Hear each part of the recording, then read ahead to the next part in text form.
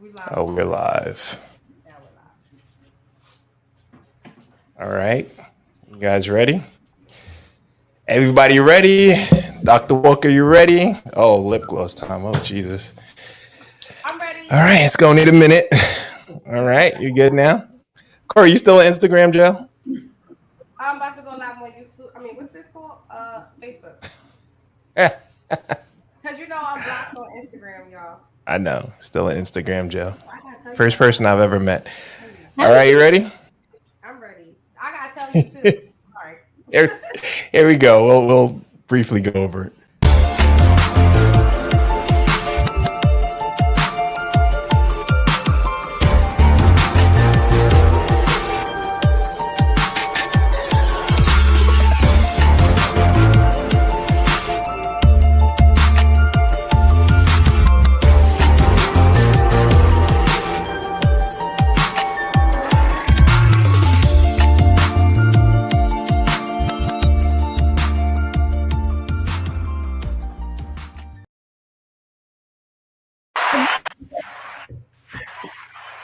Yes, sir. And we are back again with your new favorite podcast.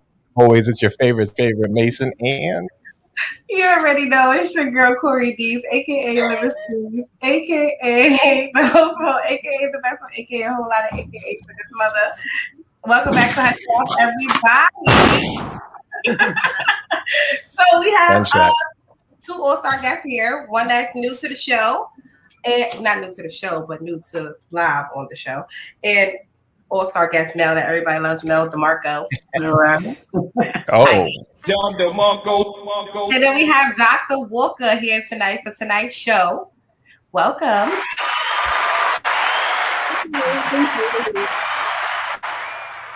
Yes. So, as y'all already know, we do our mental health check-in. We're going to jump into it because today is a long and lengthy and deep show. Of course, lengthy, deep, that's a lot. Wow. But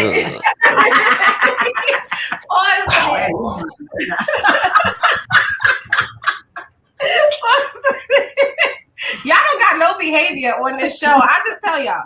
But listen, so we gonna jump. This is why you're in Instagram jail. This is why you're in Instagram jail. Yo, and let me tell you, when they was comments like that. Listen, Instagram has blocked you.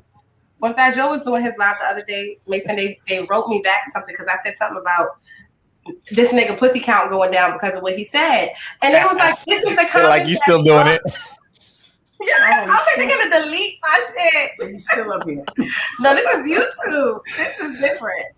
Oh boy, it's over for you in a minute. I swear. I swear. Well, let's just start with I feel like I think it's right for Dr. Walker to say how everybody else's mental health is doing before we jump into the show, because she's like, that's what she does. I mean, you're not at work, you off the clock, but you could do a mental health check. Yeah, you let the clock out. But let's say, so we can't do mental health check. So identifying, how was your day? Where are you right now presently? Mel? Yo, that was a quick shift. Like, look, you see how she put that straight on me? Like, bam. Like, let's see if Mel. Mel. Actually, I've been having a good week because I've actually been doing a lot of meditation. This week, I got back into meditating again. So I'm selfishing. I'm saying it right. Reintroducing myself to being selfish. Ooh, okay. So I'm definitely working on me right now. So that's where I'm at. So I feel pretty good, actually. I do. Okay. That's to be. Ow. Well, I like that. You, Dr. Walker, because it's a lot of times that we don't check on our therapist. We need to check on our therapist. If you go to therapy, ask your therapist how she doing today. If she wants to hear your problem. Absolutely. So you feel like hearing our problems today? How are you today? Where are you at? I'm geared for it. I'm absolutely up for the challenge. Okay. After 8 hours of straight talk, this is fine. This is a different type of forum. So I'm kind of open to the idea and seeing what I can provide in terms of what I can receive. But everything's a learning process. It's not just one way. Absolutely. Well said. Bars.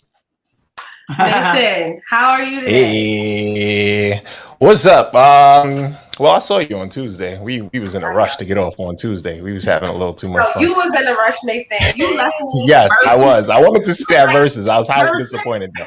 Don't do that to our audience. Tell them the truth. Tell them that you was like, oh, the questions are over.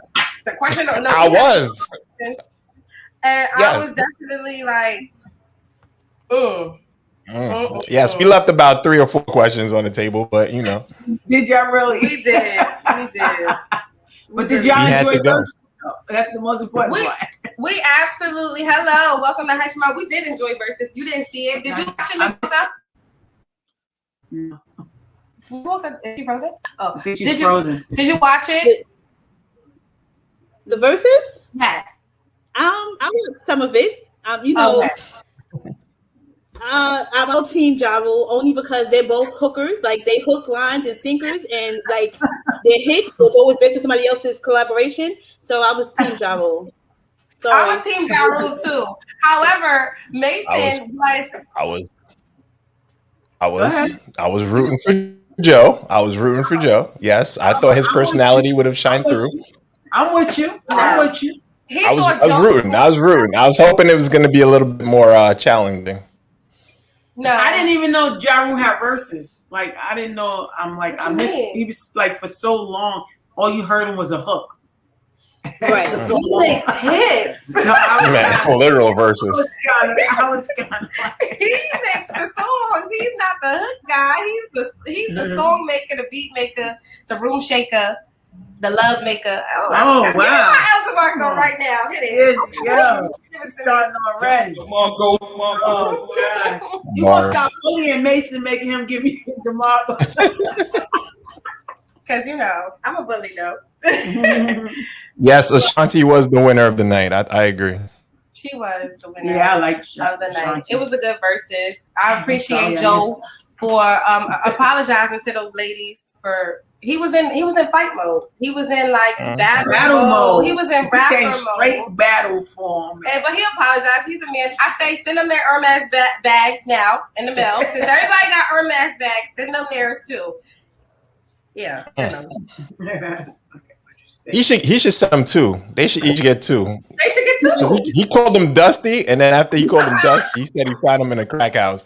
So 1 for Dusty and 1 for the crack house. And then he 2 said, bags "You need each. to feed them girls crack. You need to feed them girls." And that's when we came on. And I was like, I was texting you the whole time, and I was actually texting Nalia. I didn't know who he was talking about. He never did. Listen, I was telling you, he's never lost his character like that. You know, he's usually a good guy. Yes, he is. I mean, I know he was just in battle mode. He just came ready. He was raw. He couldn't stop. He was ready. He was raw. So, Kori, how's your mental health though? Overall, how's your week going? My week is going good. I just saw you on Tuesday. I was in here dancing at Wednesday happened. Wednesday did happen. It was one day in between the next time I seen you. Nothing really happened. I'm here. I got my 3-year-old goddaughter. She's driving me crazy. It's amazing. I know everybody probably worried about my mental health because I made a post about our kids being home for 548 days now straight. And that I was thinking about driving myself. But you literally said send help. Like that's what your post said. Send help. Well, it was send help because my friend that I tagged, she's an EMS worker. So she runs around New York City helping everybody. So shout out to you, Trisha. Yeah. I was just trying to I was going through something. I was like, I don't know. Whatever. Anyway, let's jump into this topic. Dr. Walker is assessing you as you speak. And she knows. Yeah. She knows when I need real help and when I don't. She's my doctor. Yes, ma'am. Yes, ma'am. Oh, that's scary. She's your doctor. It's scary for you. Yeah. It takes a heck of a person to be your doctor. Hello. Welcome to Hush Your Mouth. All right, let's jump into the topic. So tonight, guys, we are here back with another, I'd say, what would you say this topic is, Mason? I think it's one of those topics where we're going to pause for the next 2 sentences. We're going to touch on a lot of feelings, a lot of emotions. We're going to talk about ourselves and how we came to be the people that we are today, the things that affected us early in life, things that affected us in our relationships with our partners, with our children, with our, friends. So we're going to talk about a lot of love things, how we love, how we like to give love, how we like to receive love. And we're just going to try to hear from you guys about how you like to give love, how you like to receive love. That's what we're I don't talking know about. how our guests feel about this topic, but I feel like, this topic and everything that is put into this topic is the things that drive us on a regular basis. And I'm not going to jump too much into that, but I feel like these type of things are important to talk about because everybody wants to be in love. Everybody craves for love. Mm-hmm. Dr. Walker got her eyes, like her eyebrows was raised, and I'm like, I'm trying to read her facial expressions. But how do you feel about this topic now? Oh, love is a very it's an action word, and there are several different types of love. And although people may crave love, if your core beliefs are not in alignment with what your love language is, whether it's a intimate, romantic, or familiar family love, it's going to be different across the board. So it starts with your core belief and what it is about you that makes you believe that you want to receive love, and the love that you want to receive, are you willing to give it? So it's almost like you want to be reciprocal on every level, but relationships were different. Your maternal relationship, your paternal relationship, your girlfriend, boyfriend, husband, wife, friend, whomever it is, it always weighs differently because of the give and take expectation. Now, without the give and take expectation, would you still say you have love for a person? So it's all about the core belief of what you have. Absolutely. How you feel about this topic? I didn't even introduce the topic to the people yet. So the topic today is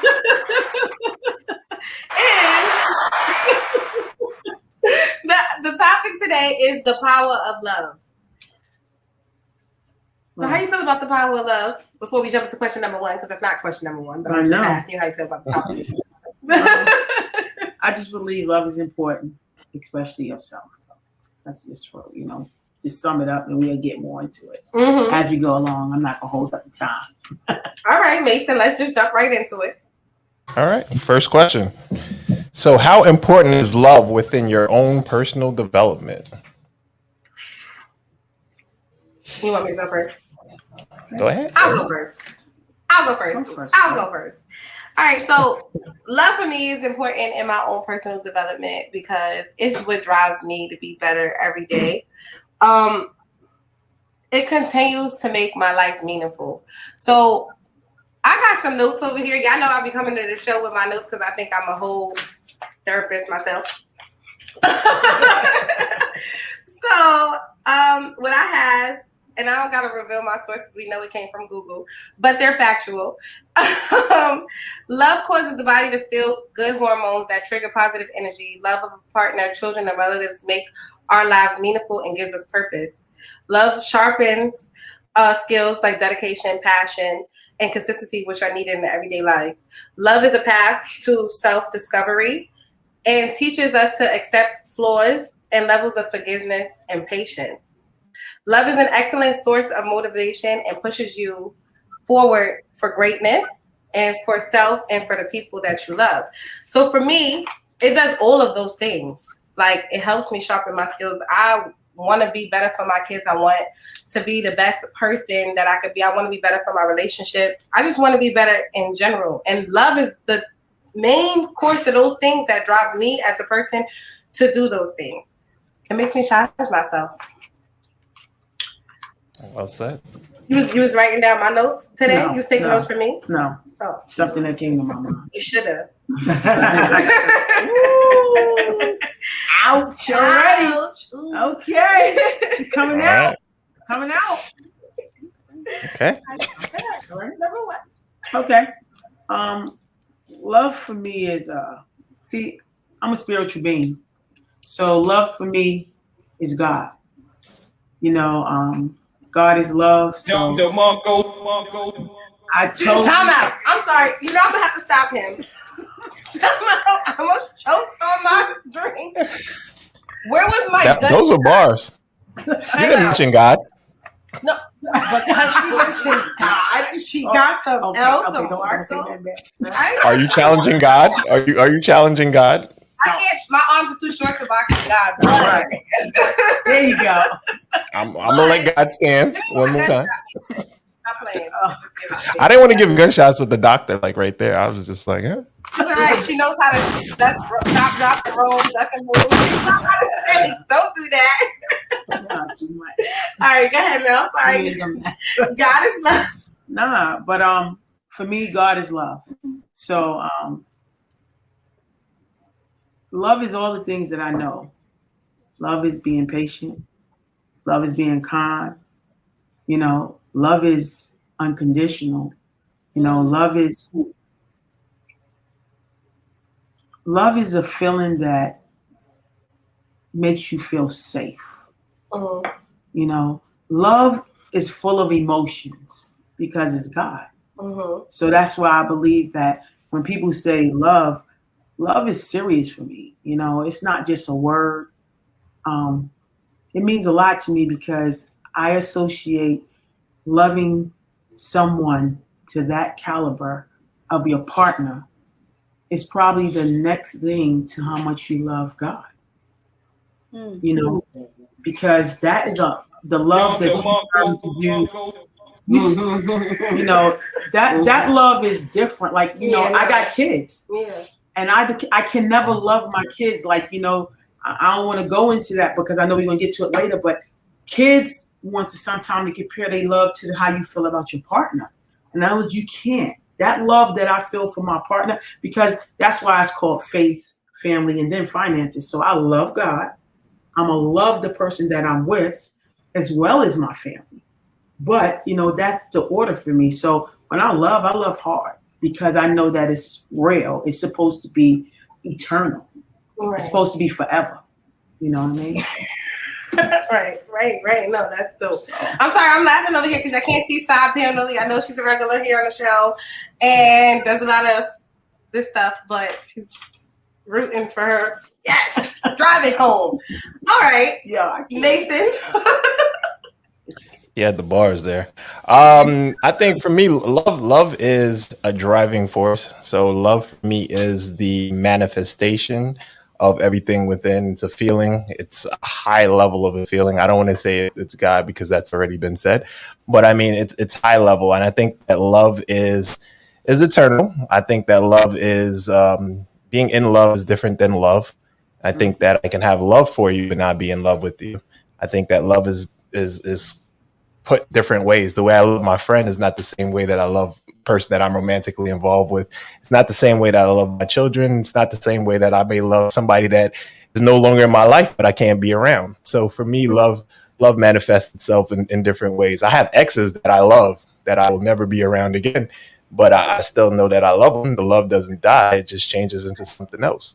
So for me, love is that driving force. It's that faith. It's that action. It's all those things that move me into doing things and into, you know, having that feeling and that high level of feeling. So I think that love is probably the most powerful emotion and feeling. And it's followed by like anger and hate. And I think that it's right there. And I think you cross the line sometimes. I think you got to love somebody to hate them. But I can go on forever talking about that. But can you have loved them at some point and then you can grow to hate them because you have loved them? Or like, what do you like? You know what I'm trying to say? Yeah, because you care about them, so you have to have a high level of care for someone. Why can't I hate your hate is the most visual. It's visceral. It's inside. It's a very strong emotion, and the reason you have that strong emotion is because at some point or in some way, shape, or form, you love that person, and they can drive you to that level. To make you hate them, yeah, right? Only because you love them at a high standards, like he said. That's not something you feel. Hate is just when you could feel that for a person. I think that you have to you have to have love for that person. Everybody can't make you angry. Everybody can't hurt you. Everybody can't get you to that point that person's get you. The question was, how is this important to your own development? But Dr. Walker, please let us know how love is important to our own development. I told you my answer. I hope you ain't think I was dancing. Everyone thinks I dance around some questions, so I hope y'all got it. We all heard here. Well, love is subjective to who you are, right? So everything that you said is owned by you. So it's you for you. You can only describe your love based off of your growth and development, and it's a key aspect of helping center or mold you as an adult. If you think about as a child, the love we always say is unconditional, but love from a human is always conditional. The only love that's unconditional, as you guys all said, was love of God. That's the only love that comes without any condition, any judgment, any hypocrisy, anything. But when you look at the person you love, whether it's a parent, non-parent, friend, there's always a condition. So it's understanding in that core belief of the condition. She needed it all. She needed it all. She needed it all.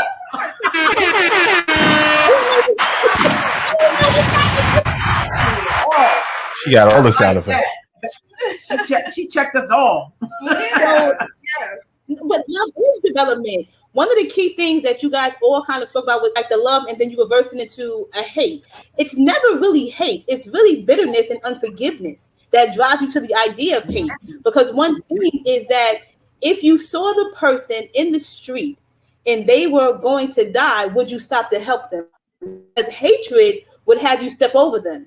But because of the love that you all kind of express that you have for a person or had for a person, you would be there to assist.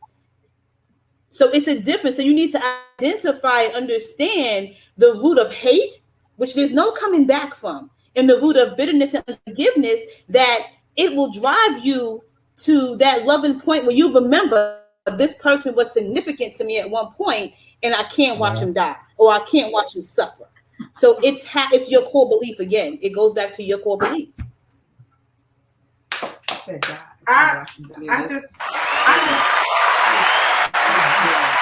Well said.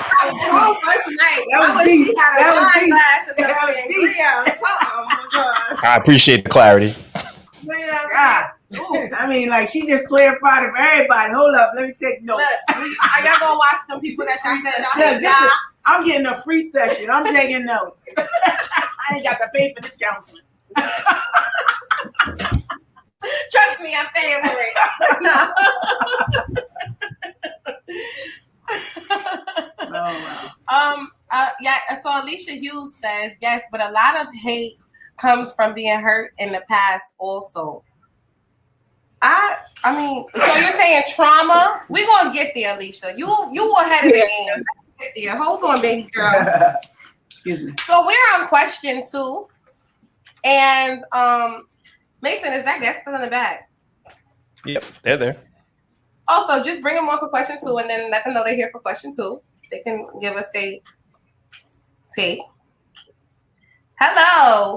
Welcome to Hush Your Mouth. We didn't want to have you sitting back there for too long, Theory Ali. You got to unmute your mic. Is he not unmuting his mic? Do you hear me? He could probably hear us, but he just needs to unmute your mic. Okay, well, while he's getting There we go. Welcome to Hush Your Mouth. I was trying to get my camera right. Y'all caught me off guard. Oh, okay. We should have wrote you in the private chat. Sorry. That's all good. I be on the road a lot. So what's up with y'all? Talk to me. So first of all, we want to know, how are you today? Great as long as we're above water, we great. You know what I mean? Amen. So welcome to Hush Your Mouth. It's your first time here, and I appreciate you for asking to be on the show and giving us your time. We're gonna have you here on for question 2, which was, what's the difference between being raised on love versus raised on survival? Well, first off, I like to say I appreciate y'all for having me on. That's first off. I appreciate y'all for having this platform. But raised off the Bible and raised off love, like the Bible gonna teach you a certain type of morale. So no, survival, not the Bible. Survival. Oh, survival gonna teach. Okay, survival gonna just make you just do what you got to do to get out there. You're gonna get in where you fit in with survival. A lot of people raised off survival, like the single mother, especially single black mother in America, raised off survival right now. You don't need a man. You independent. Do what you got to do. You know, raise your kids. It's you and your kids. You don't need nobody. You can have somebody if you want to, type of thing. So, and as far as the male, you know, survival is like, you know, be a bachelor, move from woman to woman, like, you know, make the moves you want to make. So I mean, it don't really help. Survival don't really help, but it make you strong. That's the difference. But, Okay. you know, Okay. love a different story. Love gonna make you compassionate. It's gonna make you loyal in some ways, but at the same time, it's gonna get your heart broken plenty of times. So it's gonna be learning curves either way you go. Right. Yeah. Okay. No, give him an applause, Mason. He's like, thank you.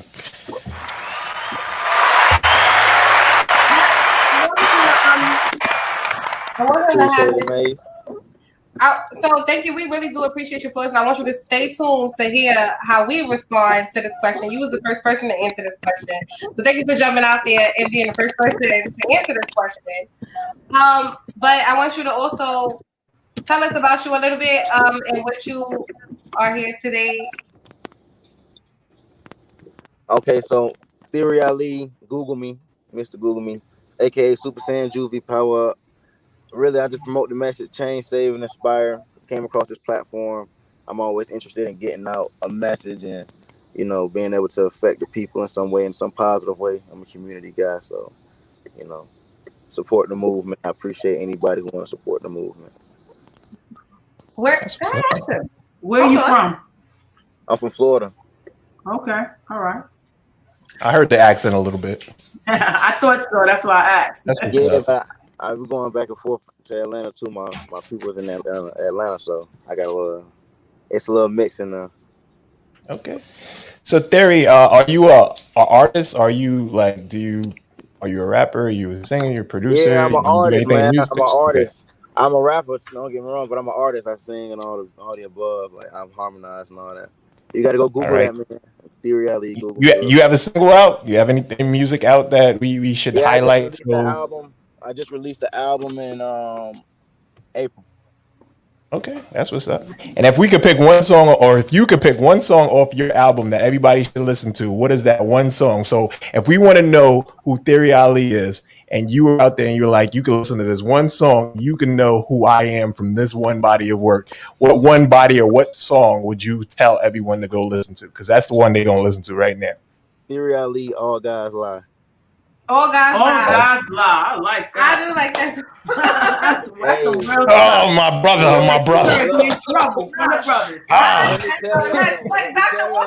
You put me on a hot seat when you leave, Theory. Like, I'm going to have to answer the All Guys Live for the rest of this whole podcast, bro. You write it down. Let's make it the hottest topic in America.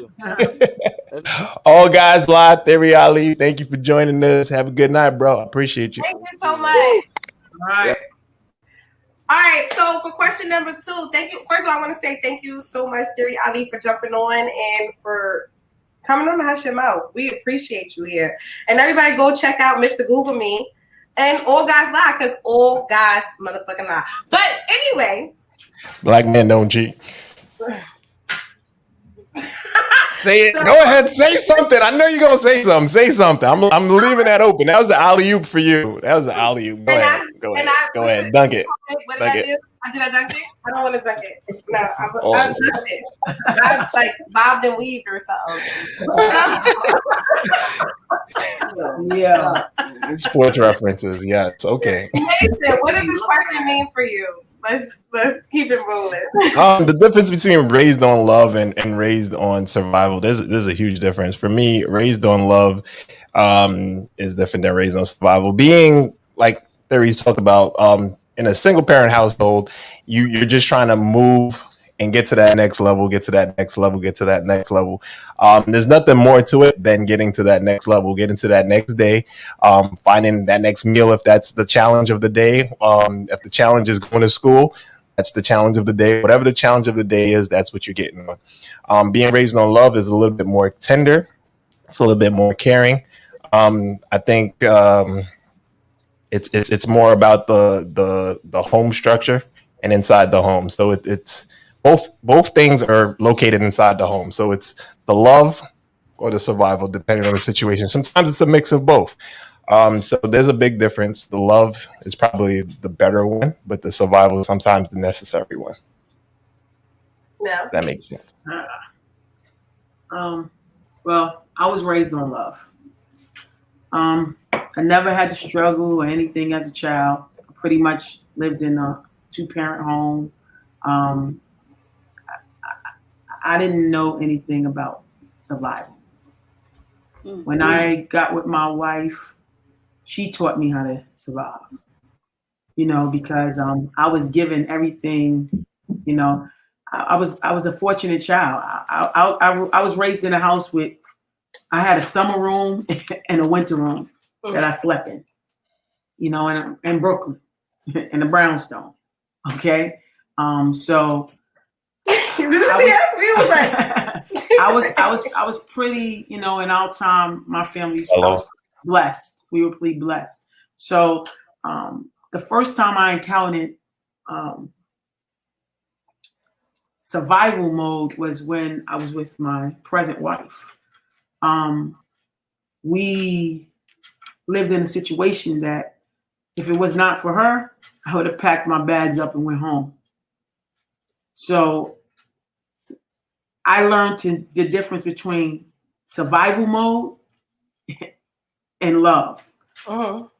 She was raised by a single mother. It was her and her mother raised her and all her siblings by herself.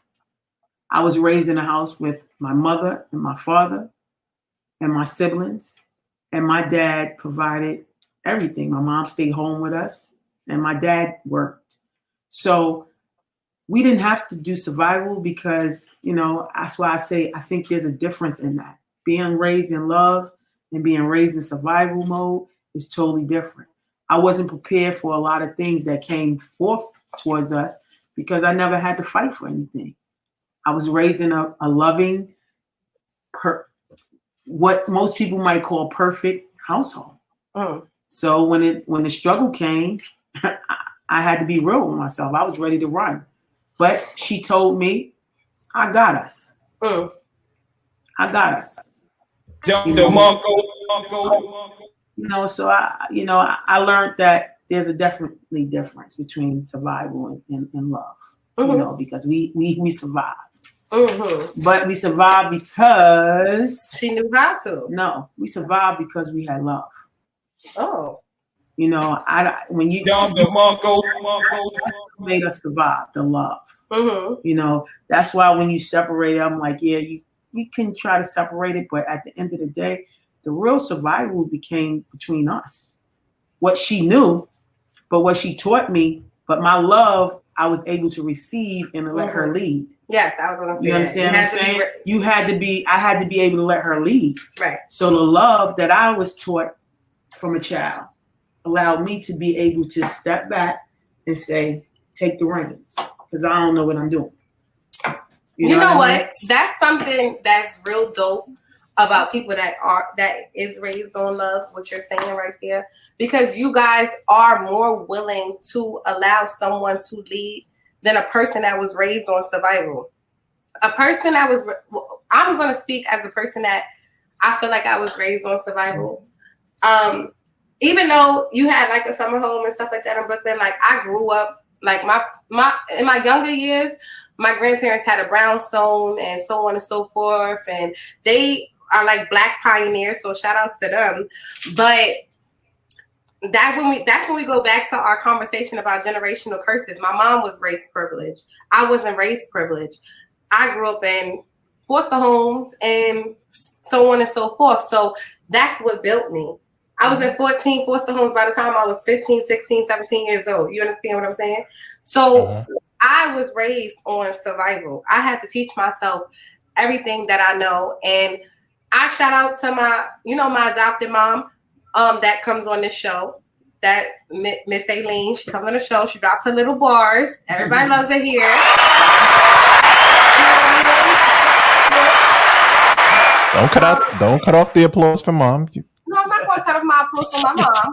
But I also want everybody to know that Dr. Walker has also helped me through that time as well. So I want to shout her out too, because I've known this woman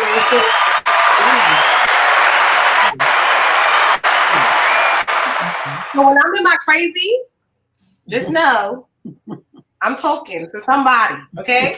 And I've been talking to this person for so many years, and she's helped me. But I was raised off of survival. I only know transactional love. I only know the dollar. I only know what you do for me. That's how I can determine what you like, how you love me. What have you done for me lately is my first mind.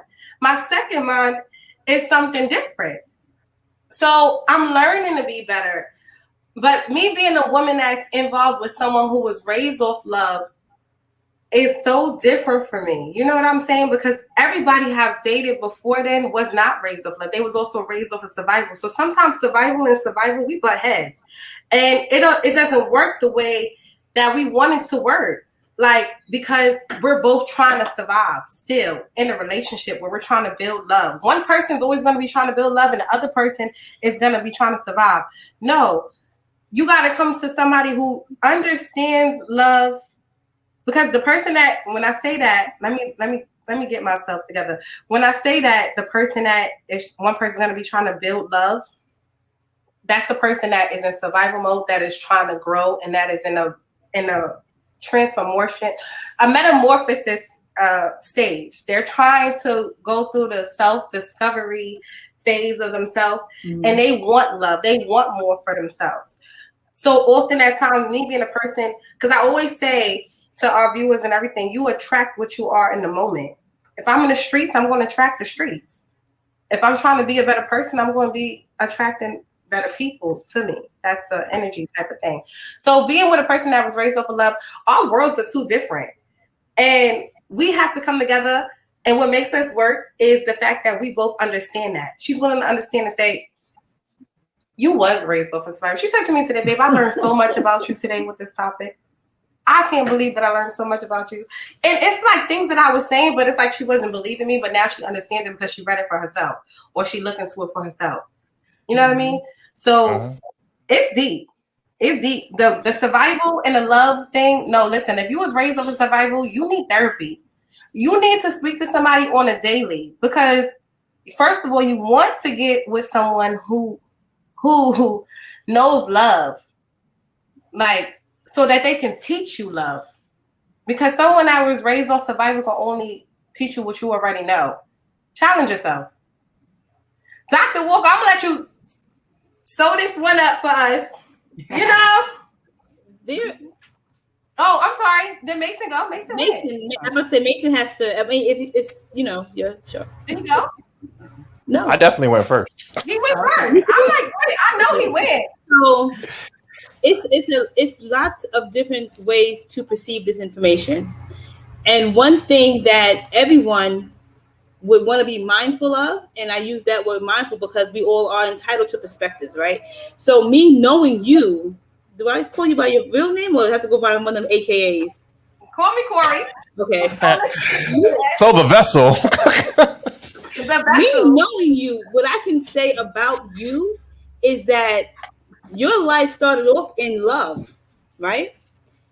Trauma happened and it turned into survival, but then your survival turned into your quest for love. So you don't give yourself the credit that I've seen you develop into. I just want to put that out there for you. And sometimes in growing up in single adult households, the survival is the only love a parent can give to a child because they want to see that child make it out. I can give you in my own transparency, I was raised in love because my mother took care of the survival. My mother was the one who had to hit the streets and do what needed to be done to make sure that I lacked for nothing. And my return to her was making sure I became something so that her sacrifice wasn't wasted. So whether it's love and you're being embraced by a 2-family household or one single family, whatever that love looked like, it's the love you had to go and develop into. So there's nothing about the survival that's wrong. The survival taught you the opposite of what you wanted for yourself. Look at your life. Your situations taught you how to love your children because you learned how to survive. But in that survival, there was some love still put in you, whether it was from Aileen, whether it was from me, or anyone else who played a part in your life, because we loved you and wanted the best for you. And that's all that love is. It's wanting the best for someone when they can't get the best for themselves. But it always comes back down to that core. Come on. Mason, where's the We not interrupting her. When she's on that roll, we gonna wait till she finishes, and then we gonna give her applause, because I want everybody to hear everything she's saying. That's right. I know that's right, Mason. It's subjective, because the only thing that sometimes what takes you out of the idea of love, and that's love for yourself and love for others, is the trauma that you go through. So those traumas and those unresolved traumas and those recognized avoided traumas are the disturbances that turn your love into a fight, and you have to run. Because sometimes when love comes to you, you don't know what that is, and you out. You want to love who? What? No, I gotta go, because you get scared. Wow. No, it's bringing it back in. It's bringing it back in. For me, as a therapist, I try to teach or coach my patients on what is your view about love? How do you love you? If no one else in this world existed and it was just you in a mirror, what would you look in that mirror and say to yourself about love? And that's one of the hardest exercises that anyone had to do, to look in the mirror and tell yourself why I am love, and not my experience. I'm done. I know that's right. Give it up. I know that's right.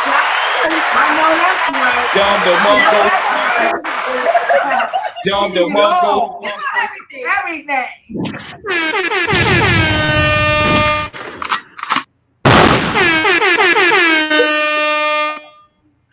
So I want to, I love you and I want to thank you, but I want to ask you this, and this is for the viewers who don't, who doesn't know this. Why you touched on it, but I want to say it blatantly. I'm gonna say what I have, and then you tell me if I'm right. How about that? I like that. So, so if you're raised on love, your circumstances or situations that the average didn't have to endure, such as poverty, parental abuse, or addictions and stuff like that, will be different. You're always focused on survival. What does that look like? That looks like very transactional approaches to things. That looks like lack of emotion. That looks like increased value for money and overly experienced at a young life. Those are the people that was raised on survival. The people who are raised on love. You were raised on security, support, and positive reinforcement. A lot of people don't know about those positive reinforcements. You view some model of love and behavior between two individuals. Like, you know what real love looks like between your mom, your dad, or whoever may have raised you. You know what that looks like. Like, a lot of the times when I'm talking to my fiance, I don't know what that looks like. I'm like, girl, I don't know what that looks like. I just, listen, you talking about what? You said partnership, teamwork. Everybody here know I'm horrible with the teamwork. I ain't the team player. I ain't that. So she teaches me that. Shut up, baby. I ain't say one word. I did not interrupt you. So now, family love. You did good this week on teamwork, though. You did good this week on teamwork. We acknowledged that. Did we not acknowledge that this week? Did we not give you your props this week? Right? I just want you to know we acknowledge you this week. Thank you so much. I'm trying to be a better person. So family love is your first experience. It molds how we love and how we grow. You know what I mean? And how we understand and how we receive love. If you've never had that, then you may not know how to receive it. When you really finally feel, like she said, I'm a run. Yes, I'm running. Because when I first received love, I was like,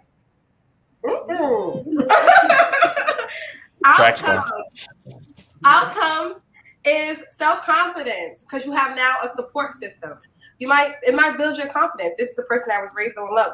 Let me tell you something. I know I don't want to keep talking about her, but Sabiano is the most confident person that I have ever met in my life. Like, I just don't even, I'll be like, where did you get this from?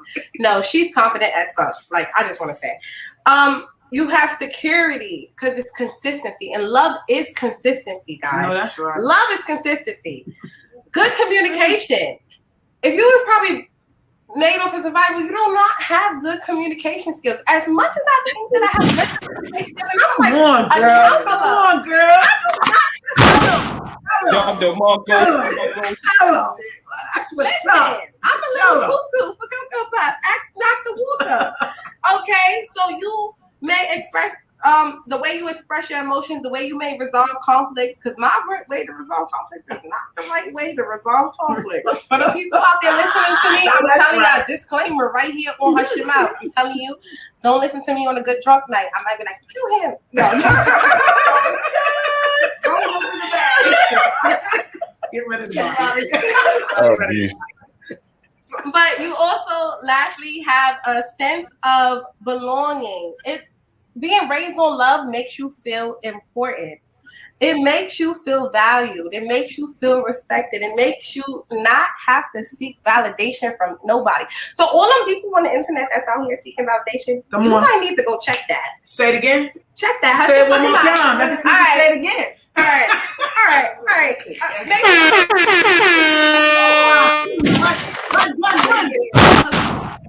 Come again, Selector. One time. Shoot. So that was my take on it. Dr. Walker, was I right? There are a lot of key points in which, yes, you're 100% right. And I am really big on perspective. I'm also big on mindfulness, because if you take what you said and you can compass it in one word, what would that word be? Self-love. Oh, that's two. No. That's 2 words.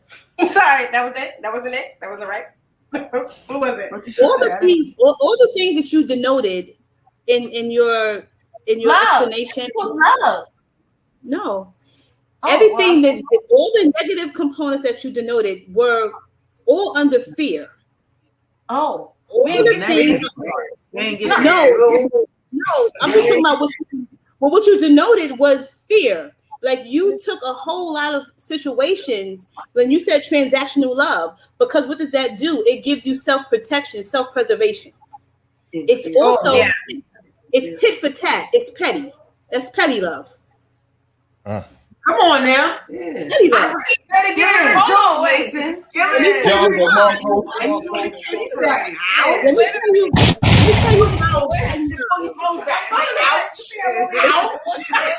Got an extra toe in that one. The reason why it's petty love, because it's only reciprocal based off of what you give me, I'm gonna give you. If you don't give me, I'm not gonna give you. And is that love? That's like a bank statement. If you put something in, I'm gonna give something out. You don't put nothing in, you're not gonna eat tonight. You're gonna be hungry. You give from the heart. It's petty. So either you love with the intention of taking the risk of what that heartbreak may be, because you mentioned that as well, or you don't love at all, because it's not selfless love, it's selfish. That's selfish. Petty. And when you talked about the good communication, it's not so much a good communication, it's effective communication. And there are keys to effective communicating that can dispel those things. But what the issue is? No one wants to have the real talk, because no one wants to get their toes stepped on. Come on. The real talk. Talk about it. Talk about it. Dom DeMarco. How you want to have a real talk? I can't. All right. So the next question, because this was a 2-part question. So how to get out of childhood survival mode? Dr. Walker. Childhood trauma is not something that's easily deconstructed, because no one wants to really recognize what that trauma was. No one wants to look at the abuse that they succumbed to as a child as trauma. They want to avoid it, get past it, and pretend it never happened. And what happens as adults, when anything looks like it's going to come to hurt you, you can either act out, and acting out can be turning into domestic violence, both male against female and female against male. Let's be very clear about that. It can be very provoking. So in order to deal with your childhood trauma, you have to go to therapy or really have the support system who wants to be accountable. Because one thing about trauma is that the person who's the victim wants the person who victimized them to take responsibility. And that does not always happen. It doesn't always happen. So are you willing to let go of that trauma in your time and in your space, recognizing the biggest part of that release is in the forgiveness? And like we always say, and that we all have heard, forgiveness sometimes is not for them. It's really accepting the sorry that you're never going to get. Can you do that? What's happening here? I'm sorry. I was waiting for you to stop, take a breath so we can. I want to highlight that. I want to say, I'm gonna counteract this conversation. You just pointed something out to me that I didn't know. So me and you have this conversation often where you tell me that I'm still traumatized by my past, and you just prove to me that I'm still traumatized by my past, because the one thing that I always say that I want to happen is I just realized that that's why I'm traumatized, because that person is never going to take responsibility for their actions. So I'm still in survival mode because of that. Even though I have everything that I want and I know that I'm able to physically attain everything that I need as a person on my own independence and with the partner only adds to me. But it's like, I can't get out of that survival mode, right? I'm still working on that. And I tell my partner every day, like, I'm a work in progress every day. I try to be better every day. Like, I feel like I have overcome so much as a person. If you know my life story, then you know I've overcome so much, but I can't release survival mode from here because that person is here or here. And that was something that was real deep for me, and you touched me. So I'm going to say that for myself. But go ahead.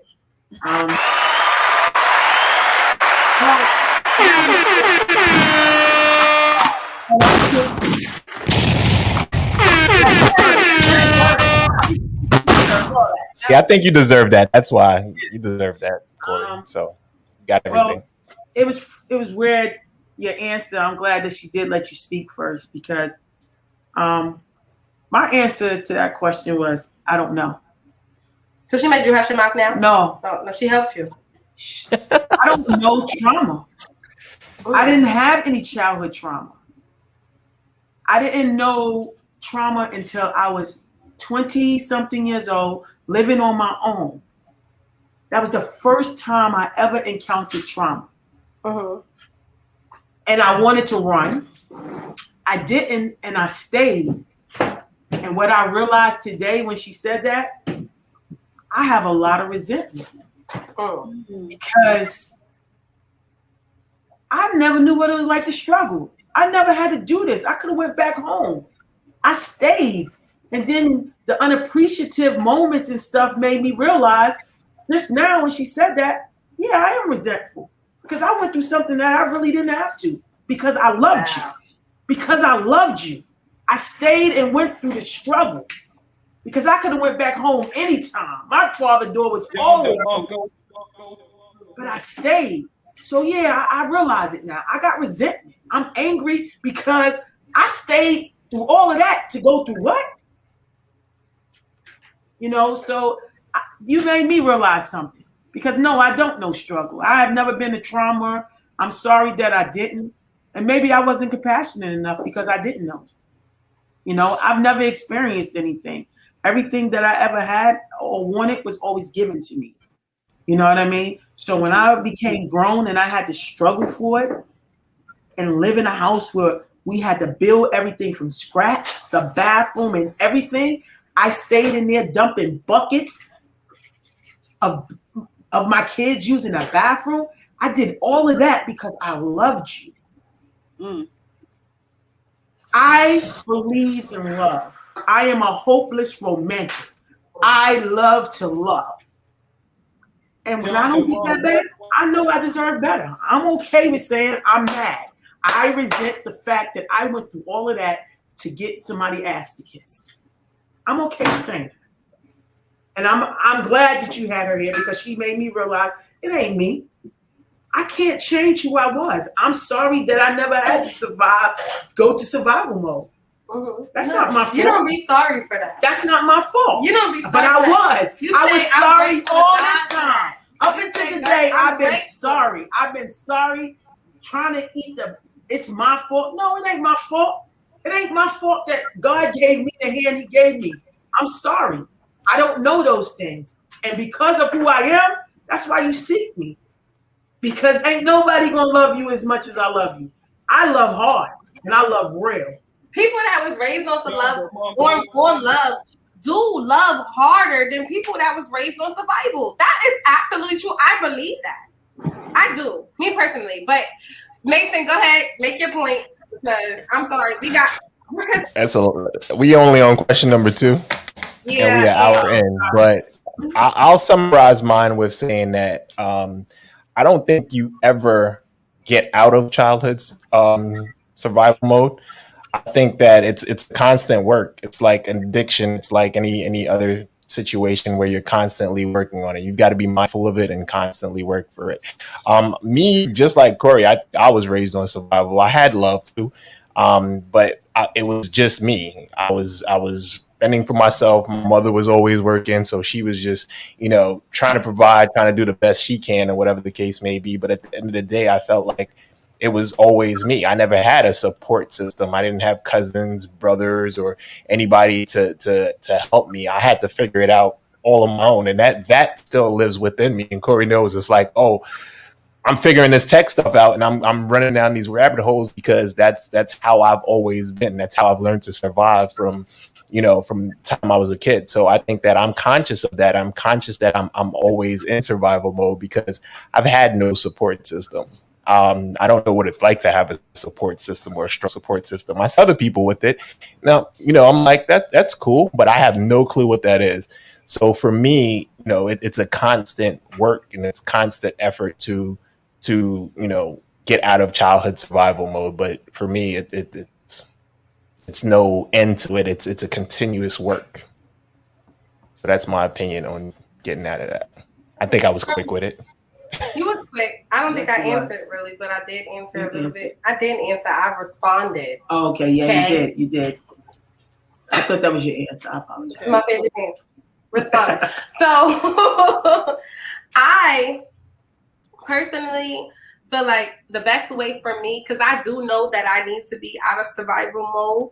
I no longer feel the need to have to be that way. So I'm trying to shed that skin. I'm trying to shed that person. I'm trying to leave that person behind because that person got me to where I wanted to be. Now I'm here. I'm here to stay. I ain't going nowhere, right? It's only up. It can never be the bottom. So I feel like for me, I need to do more like emotional type of things. Like I'm like so hard as a person. Like I don't express myself the way that a woman should express herself. Like a lot of women talk about femininity, and I don't got that. But I'm like the most feminine girl you could probably meet. I like the perfumes and the stuff, and I like to do my makeup and my baby. Gloss, coutures. You know what I'm saying? Like I like all of that. But when you talk to me as a person, no, I'm like this. It's blank. So for me, I want to learn how to be like less aggressive, more gentle, more kind. And I want to be less busy because I'm always in survival mode because I feel like I always have to be doing something. I always have to be doing something. If it's not, listen, if I'm not doing something with myself, I'm doing something with my kids, even though people don't see it because I don't post my kids publicly. That's my own privacy. But I feel like my busyness is a badge of honor. I know, bitch, I'm always on the move. Oh, yeah, no, be great over here. Guess what? But that's a form of survival. And my fiance told me that, like, yo, you don't always got to be doing something. Like, you don't know how to chill. No, I don't know how to chill. Because what Kori said, I ain't got no time to chill. I pay my mama's bills. Y'all know how it go here on Hush Your Mouth. Listen. It's Cardi's bars, but it's bars nevertheless. Miss Walker want to say something so bad. Go ahead, Dr. Walker. Because I like to challenge. I love challenge questions. And part of techniques I use in session is all the things you said you want to be or you want to do, why can't you? What do you mean? Be like softer? You said you want to be softer, you want to be gentle, you want to be more feminine, you want to be all these wonderful things. What's stopping you? My experiences in life and the way my brain works is what's stopping me. The way my first mind. So I always talk about. Wait. Stop. Because you're going to go ahead of yourself. The first thing that comes to you is that your mind stops you, right? But this is the same mind that just manifested the things that it wanted. So how is it that you're going to have the same thought with a ruminating negative thought? So what thought is going to take precedence? You already know what you've been through. You know what your experiences were. And you've already outlined what you want for your future. So at what point in your thought process do you stop the negative ruminating thoughts and you begin to say, this is who I am? When do you claim that identity? Ouch. Oh, you heard what she said?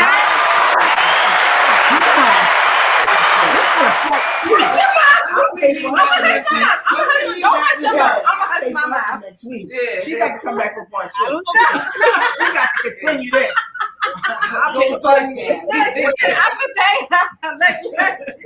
I need her back next week. For real, we ain't finished.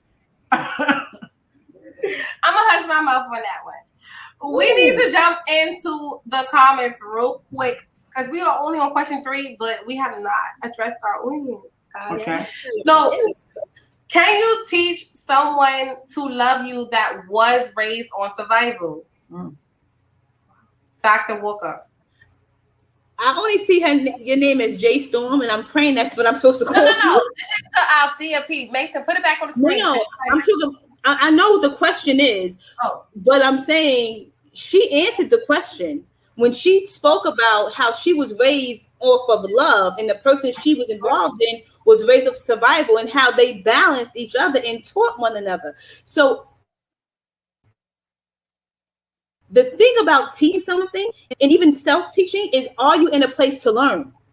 Because you can want to be taught a whole lot, but if you're in a place to learn, you're not going to learn nothing. I'm taking her home. So you're going to keep it.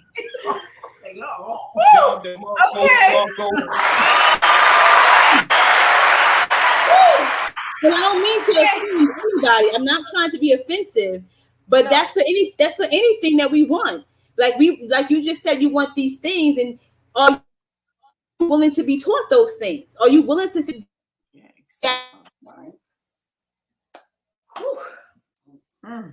Miss Dr. Walker, you're like going in and out for us over here. Is that what's happening for you too, Mason? Are you able to hear her? Yeah. Yeah, she froze a little bit. Froze up. She's froze. She was making a good point too. Oh my God! You see me? I'm like. Now, I'm hoping that she just clears up without us having a point. But I'm gonna have to. I don't even know, my phone's not here. Let me text her on the computer. But in the meantime, we'll just continue addressing the audience. So Yvonne Griffith at 912 said, I was raised on survival and it was hard, but I never gave up. Okay, well, shout outs to you, Yvonne. Absolutely. Well, I figure out what's going on with oh my God, good. Yes. Yes, girl, you here today for Hush Your Mouth. Cause she's hushing her mouth tonight. Oh, Dr. Walker cut out. Oh wow. Mason, go on the next question, Akmel, and then let me. Next question. So we on 3. So it's been an hour and we on question number 3. This might be a two-part episode. It's like 4 parts. All right, she's back. It's just that good, I think. There we go. Damn. They said this is a 2-part. So, Dr. Walker, I want to tell you that they said that this is a 2-part episode. They said that. Are you able to hear us? Are you able to hear us? Yeah. Okay, you had cut out. You were getting a little Yeah, I blurry think there. it's just my Wi-Fi. Tell Jordan I said stop playing with the Wi-Fi over there. Okay. All right. Dr. Walker, I don't know if you remember where you were at in your thoughts.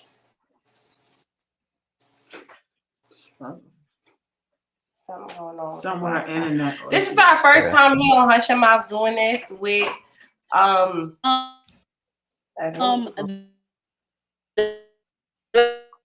saying is that you have to trying to fix it. It's the Wi-Fi on her end.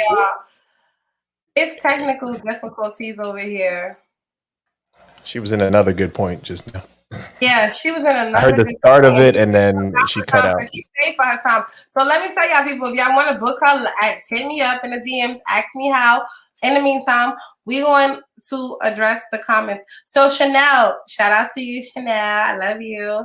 Welcome to Chanel. I feel like I feel like love of self teaches you love.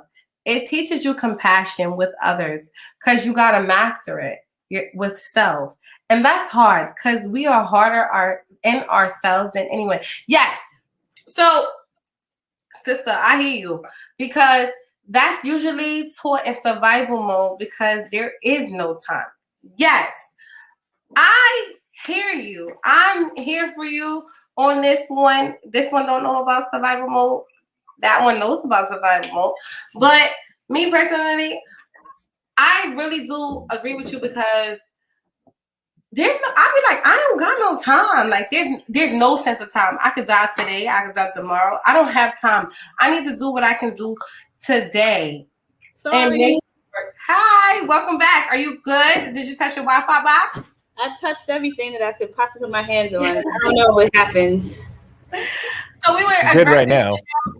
We were addressing Chanel Marrow's statement where she says, I feel like love of self teaches you love. It teaches you compassion with others because you got to master it with self. And that's hard because we are harder in ourselves than anyone. That usually isn't taught in survival mode because there is no time. You know what I mean? But I feel like at some point in time during my survival mode, I was taught self-love. Honestly. I was taught to like the love that I have for myself is the love that I give to my children. And you know what? That's because I was in a little bit more of a fortunate situation. And people don't think this though about me now. And I'm going to teach you something real quick. People don't think that because I was raised in foster care that I learned certain things. Like they think that foster care is so horrible and it's so bad. No, I was grateful enough because it can be bad. But I was so grateful enough to be able to be taught these things about self-love. We had conversations about how heavy I am in self-love. No, if I don't love myself, my kids can't get the person that they need. I won't show up to the work that I do as the person that I need to be. So I was taught that. I'm very compassionate about others. I'm very, like, my journey and my path is to help others. My story is someone else's story. And the way that I overcame my story is the way someone else is going to overcome their story. Now, Dr. Walker, you was cut off. We were all disappointed. I'm sorry. Blame it on you were hanging on every word. Heavy word. So, here's the thing. Like I said, I like to do challenge questions. If you were raised in survival, you know what that looks like. Can you choose to grow up in love? I think you can. I don't. So. Well, you was raised in love. I was raised in love. But I learned how to live in survival mode. So I definitely have to say, I think that's what I was going to say about what you said earlier. I don't want you to ever think that you growing up in survival mode made you any different or less than. Okay? No. I don't ever want any woman to think that or any person. That's not what I mean. What I'm saying is I wasn't ready. I wasn't ready to jump into survival mode. Okay? I'm going to tell you the truth. I believe that showing somebody how to love can be a whole lot easier than trying to teach somebody how to be survival. Okay? I really believe that. Okay? That's real. Because in my mind, I don't know struggle. I don't know this stuff. So really, the person that's raised in love is I don't want to say it like this, but the weakling. The weakling. It's not the weak. What it is, listen. Survival is needed. No, but it's listen. necessary. No, but without love, because every person in survival mode, they need love. So you know what it need is? That person, that's where the balance come out. That's why they say, I believe that's where the opposite attract at for me, because where you went through survival mode, and so this is the thing. Don't talk about me because I'm talking about me. I'm just saying though, because what you just said, I'm gonna just say it like this. When I was in survival mode, I became in the highest survival mode when I was with my kid. I got my kid at 16. Mm-hmm. So for me, I've been in survival mode since 14 really, but 16 every day, because now it's somebody else depending on me. You understand what I'm saying? So my active survival, I was doing that survival mode because I could have been one of those parents that been like, you know what? I ain't got time because I'm 16. I want my foster mother who gets paid to do this to take care of my baby. No, everybody that knows me knows that my baby was with me every day, day in and day out. If I was outside in the park at 12 o'clock, then guess what? My baby was outside at 12 o'clock. And you know what? That might not have been the best thing to do. And it wasn't.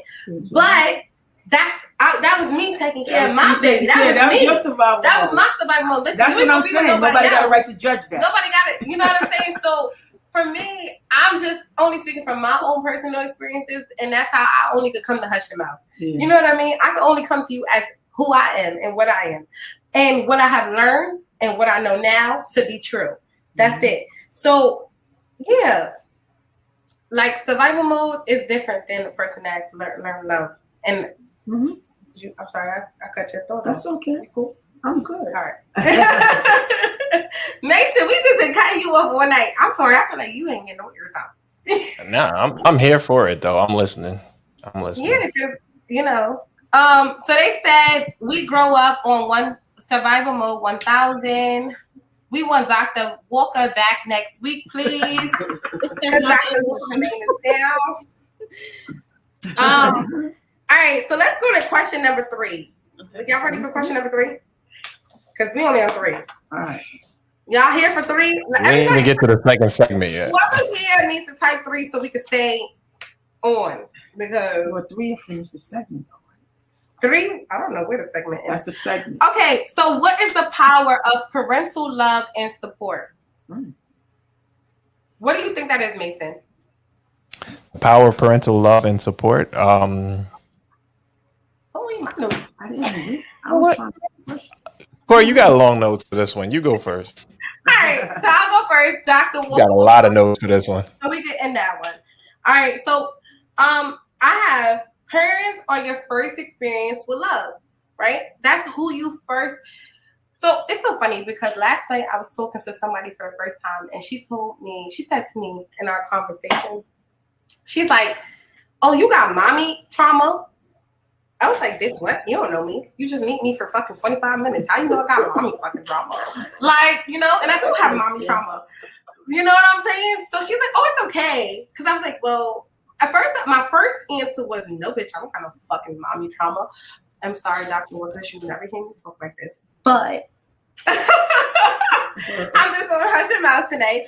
So I was like, I don't have no mommy trauma. But then I had to catch myself like, damn, do you got mommy trauma? Maybe I do got mommy trauma because my mother wasn't there the way that I wanted to be, which is why I said to Dr. Walker what I said on question 2. And so she said, I also have mommy trauma because my mom didn't bring me home from the hospital. And I was like, oh. And as she started to explain it to me, I understood more what mommy trauma was. So shout outs to you, friend. And that's your first experience of love. They set your expectations. They set your standards of what love is.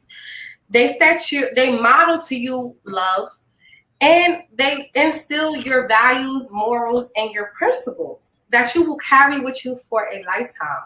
So The power of parental love is so important because they give you fulfillment. They give you kind of like, I want to say desire, but I don't know if I'm using the right word to describe that. You don't have to search in the world for what you have at home. So that's the importance of parental love to me. Love and support. You know, you're able to maintain a consistent relationship of happiness with others because you develop that at home. I want to hear. Why? Mason said, you want to hear Mason's point of view? Tell him. I want to hear a man's point of view. Oh, Mason. I'm for real. Like on that right there, because that's a total difference, I think. Okay, but wait, before I let you go, it's essential. It's essential. It's essential for emotional development of an individual. All right, go ahead, Mason. I just want to let you know. I knew you had to get it out. Pause. For me, I guess, in my particular case, I would say I am one of those scenarios where I give a lot of what I didn't receive. And I, for one, I'm super loving, super supportive of my kids because I don't feel that the support and the love, even though the want to do a lot of things, I don't think that I was receiving it at an early age the way I probably needed to. It was more survival. And the reason being that, you know, somebody loves you enough to make sure you have things that are important to them. So, for instance, if my love language is gifts, all right, I'm going to show my child love by giving them gifts and things of that nature. But if what my child is yearning for is words of affirmation, I'm not giving my child what I need, but I'm giving him or her all the love that I possibly can. So for me, I think that I am doing everything that I possibly can, knowing that, to make sure I give my kids everything that they need: support, love, everything that I didn't have, I'm making sure that my kids have.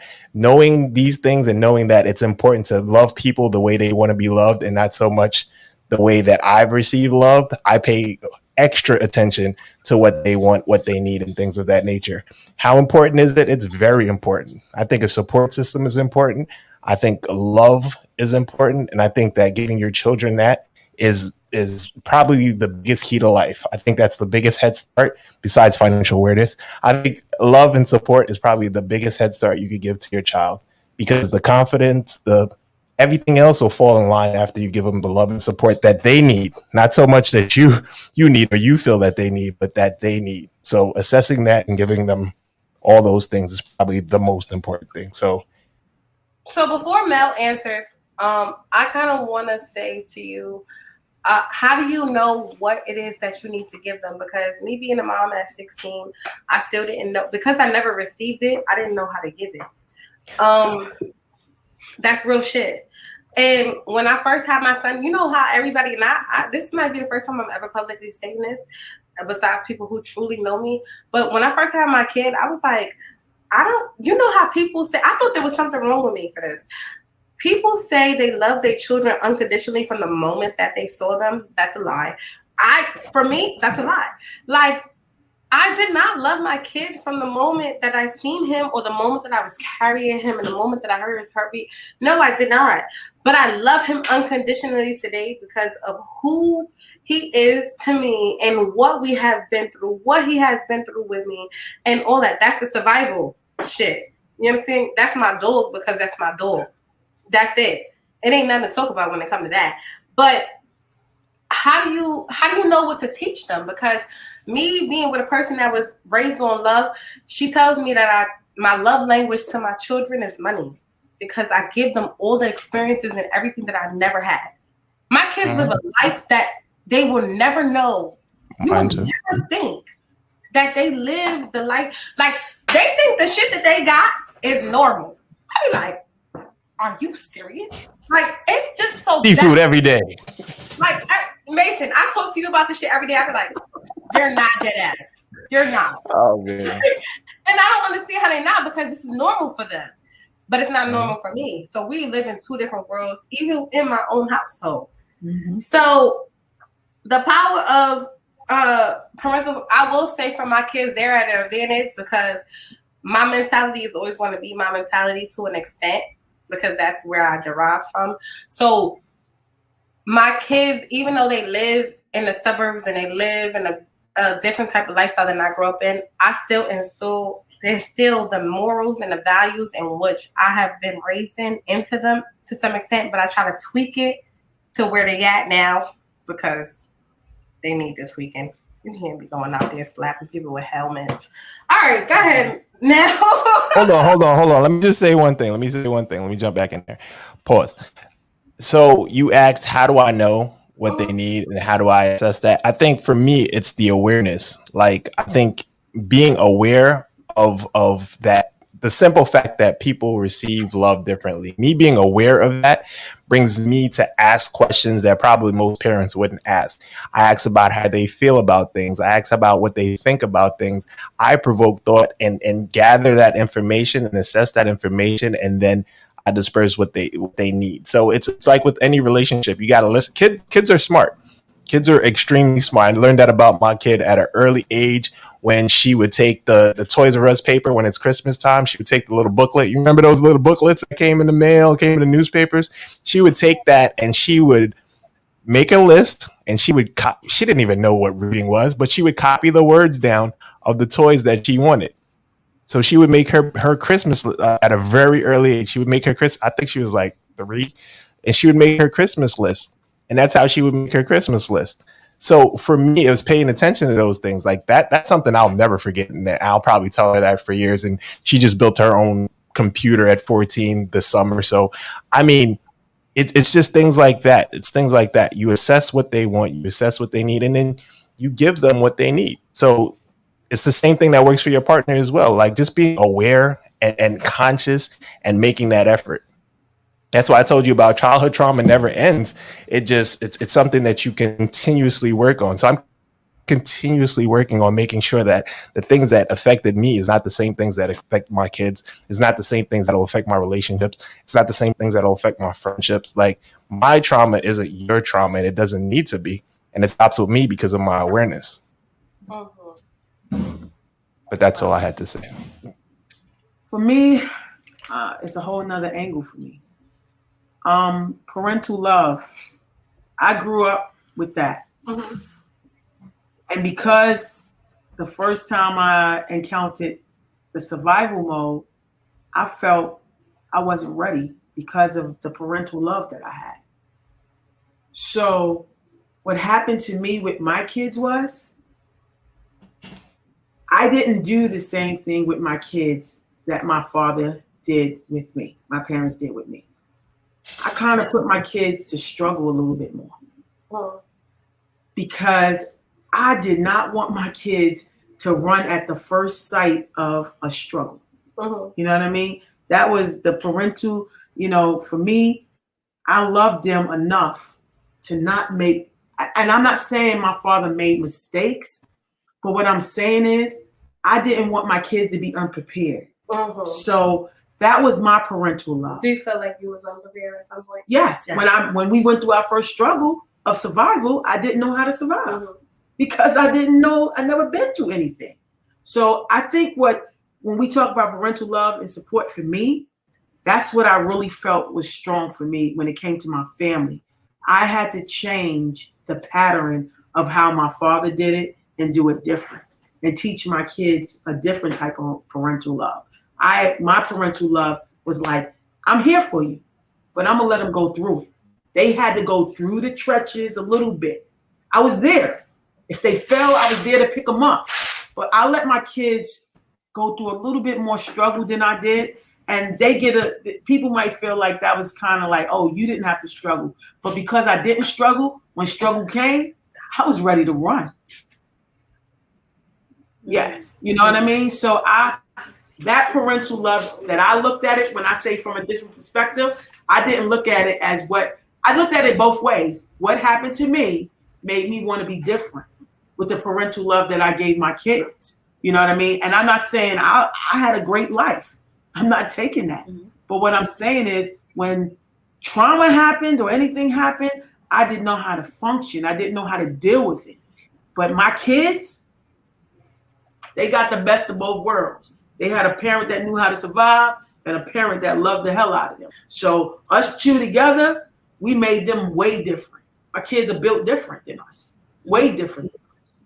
You know what I mean? Because they got what both of us had to get. So that's what I really feel like I was needing. Dr. Walker, you're next. Oh yeah, what do you think, Dr. Walker? We said a lot. We talked a lot. But I mean, parental love foundationally is what brings a child to the core values, the beliefs, the morals, and those things. And absent from parental love, you will develop what's called separation anxiety at a very early age.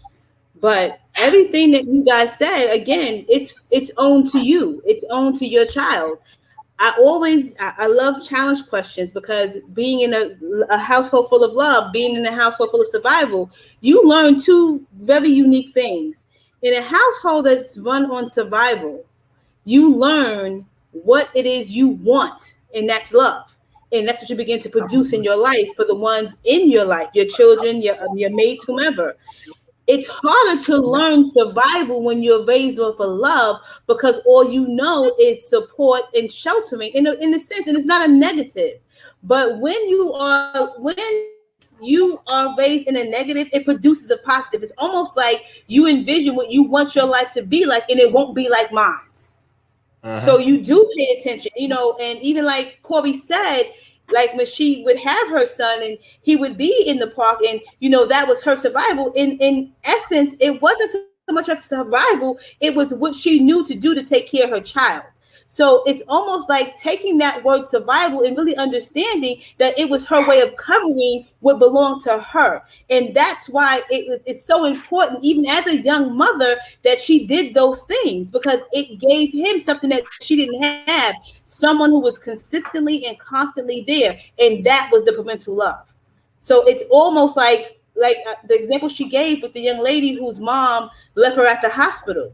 I'm sure that she had separation anxiety, because if my own mother, it is probably from things she heard, because that separation is more so an emotional removing of someone who literally carried you in the womb. So you'll have a longing for that person, opposed to somebody who abandoned you. So it comes from two different sides. But definitely parental love is the structure of the foundation in which you are raised. Give her flowers. Yes. I just wanted to make sure everything was done. Not covering up anything she's saying. She's giving a lot of jewels right now. So, like we said, this is a real deep topic. This is deep. Pause. Because this is the second part to this question, and we're only on question 3. So I think after this, we're going to cut it, because we have a total of 6 questions. 6 and some change. 6 questions. If y'all want us to stay on, comment. If y'all don't, huh? I gotta work at 8:30 in the morning. Okay, so no, we cutting it. No, we cutting it. We cutting it after this question, because this is the second part to this question. So after this, thank you for joining Hush Your Mouth, because yeah. So the question was, what are the results from a strained relationship with parental figures for both men and women? What are the results, Nathan? What do you think the results are? You want me to tell you mine? I'll go first real quick. For me, I think that those things manifest in your other relationships. I think those things manifest in your relationships with your future wife. I think those things manifest in your relationships that you'll have with whoever you have any type of dealing with. Sometimes it's even friends. So I think that relationship is the catapult to how your relationship goes with other people. If you saw a loving, communicative relationship with your mother and father, or your mother and stepfather, or whoever, male and female figures, or female, whatever figures that you saw as your parental units, if you saw love in those relationships, I think that's where you dispense that. So for me, your relationship with your mother as a man, I think plays a big role in how you see women, what women are supposed to do for you, how you see women love men and how you receive love from your mother, maybe how you want to be or how you want to receive love from your significant other. So I think that plays a huge role. I think something else that plays a huge role is fathers and daughters that we don't really talk about as much. I think we have to talk about that a lot more, because I think that that's huge. And as a father's daughter is like, that's a huge thing for me. And being a positive role model, you should never be tricked by anybody out there as long as I'm giving you game. So that's how I feel about it. That's how I feel about it. It's the little things. So for me, it's very important, and I think it shapes your expectations in relationships. It shapes your boundaries in relationships. It shapes your boundaries in friendships. It'd be like, nah, like that is not how it's gonna go. And my daughters are opinionated on, no, that's not how I like. That's not what I like, and that will not happen because you have that confidence. You know what I'm saying? And the same thing with sons and mothers. Like you're teaching him lessons without even saying a word because they're watching. So for me, this question kind of like hit home a lot. A lot of these questions hit home for me. This was like therapy inside of therapy inside of therapy. And I'm going to tell you how. So the result is from mommy issues and daddy's issues is because, one, I have mommy issues apparently. It's so ironic that I don't have daddy issues. I never really had daddy issues. I don't think I ever had that. And I never really had a dad. And my sister is here watching in the comments, and she lived with our dad. But I never really had daddy issues. That's so crazy. But for some reason, I got mommy issues. I don't know. Apparently, I learned that today and last night. It was confirmed today. It was learned last night. Welcome to fucking Hush Your Mouth. All right. Daddy issues. For your learning, not for your daddy issue. And now, you know what? It's funny because I have a daughter, right? And now this might be your first time hearing this perspective on this, and I really want to hear what you got to say about this. And Dr. Walker knows about this. I said I talked to her, right? I talked to her. Okay. So she knows about this and how I feel about it. I don't think I ever grew up with daddy issues, as I said, but I want to make sure my daughter does not grow up with daddy issues. While we both know our dads in the same way, I now have an understanding that maybe my parent did not have. Now, I'm grateful that I had a brother to raise me. And now Dr. Walker knows my brother. She knows he raised me. She knows what he meant to me. And he taught me the game. How Mason said, like, I'm here teaching you the game. My brother taught me the game. So I didn't need no dad to teach me no game because I had somebody to do that. My son is not, although I had a son, my son's experiences is not like the average male's experiences. He lives a completely different life, as I had mentioned before. So he's not going to be able to teach my daughter the game because he still got to figure out the game for himself. Okay? Period. Now, the way I handle my daughter with her father, her parental figure relationship, is I don't allow my daughter's life to be a revolving door. You're not allowed to check on my daughter when you want to. You're not allowed to come in for pictures and videos or when events happen. You're not allowed. Like, I set the standard for her life. So she will then, in return, set the standard for her life. Mason, you understand it, but you don't really understand because you're not the dad that does that. You're not the man that does that. You're the opposite of the man that does that. So for me, a lot of people may be like, damn, is that, because he says that I keep my daughter away from him. No, I don't keep my daughter away from me. If you really want your daughter, you'll come and you'll take me to court, right? Like a real man will do. And you'll go get your visitation rights. And you'll do, because that's going to show me that you really want to. But you don't do that. So for me, it's like, you just making excuses, which I know that that's who you are, but don't ever try to trick my daughter into thinking that that's what's up, because it's not what's up. A real man is going to go chase after what they want, period. child, woman, whatever in between, what the fuck ever. Because niggas chase bitches.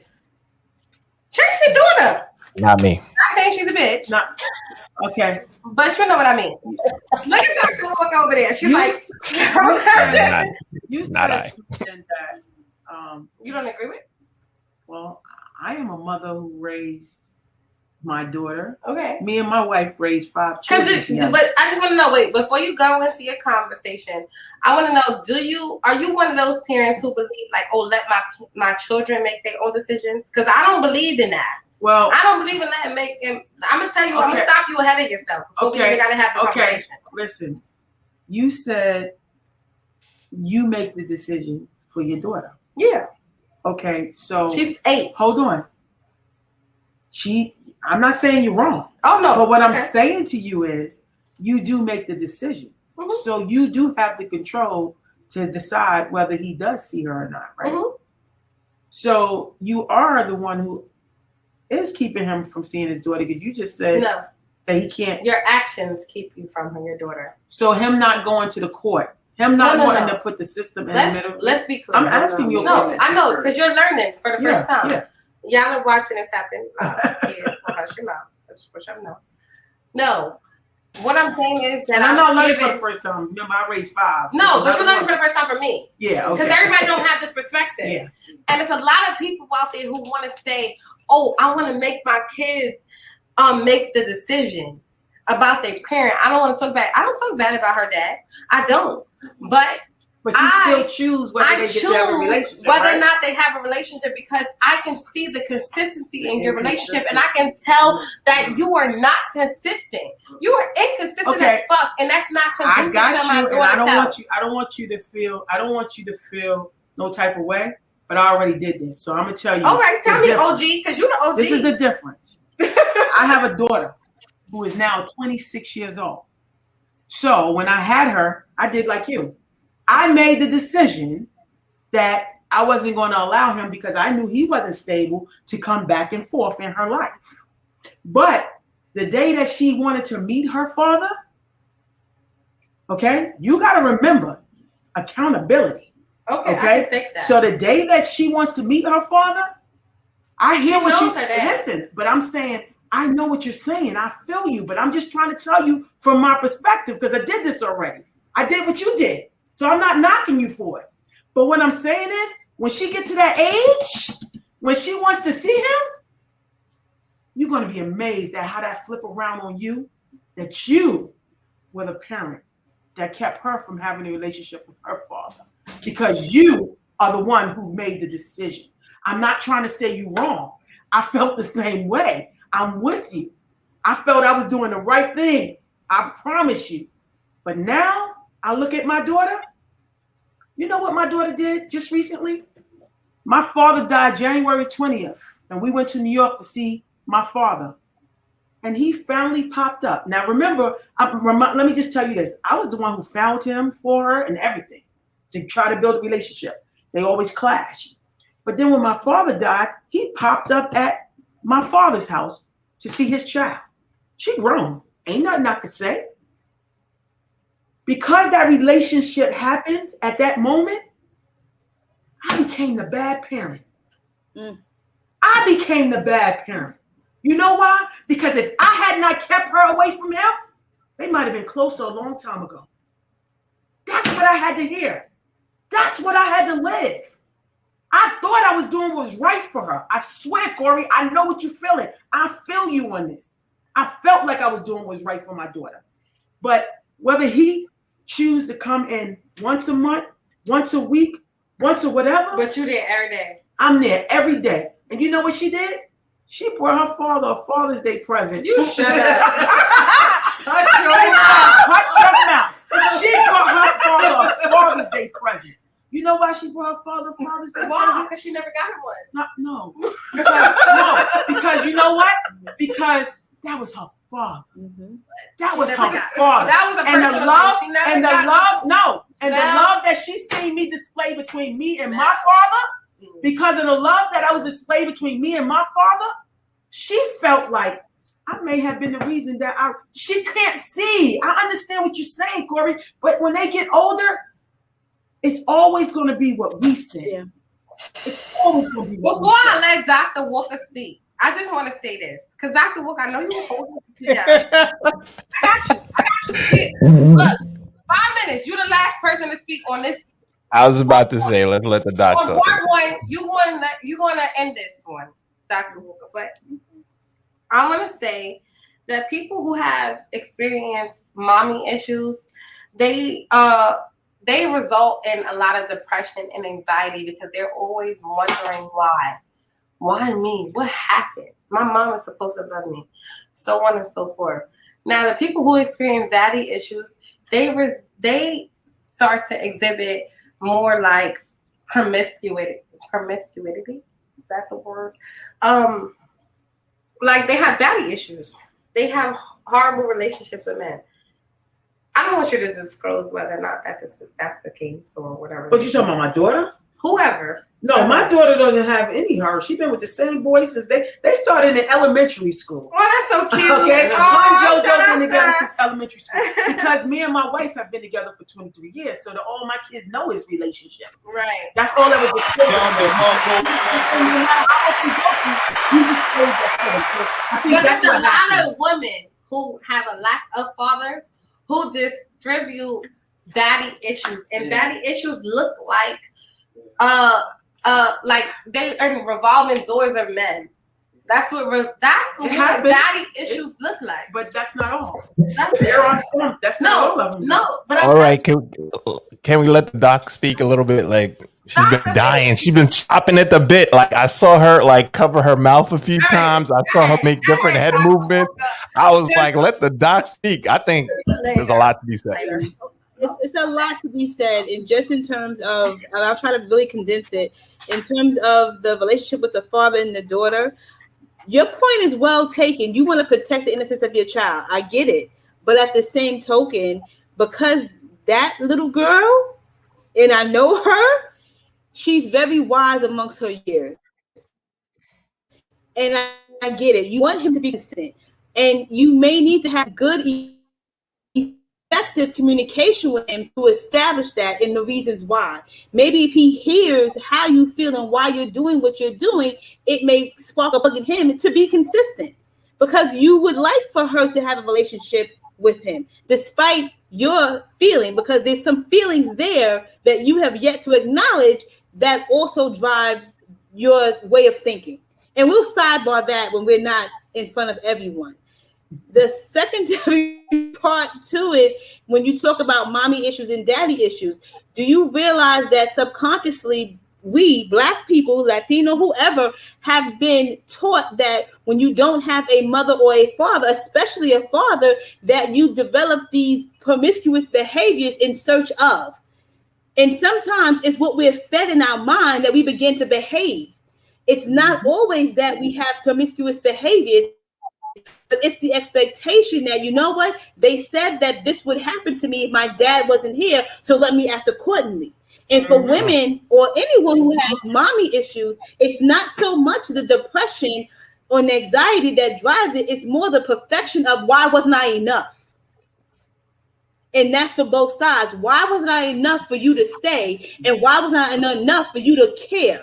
So it's looking at yourself and what you're willing to see for you, and not what someone else is teaching you. Great. That's it. No.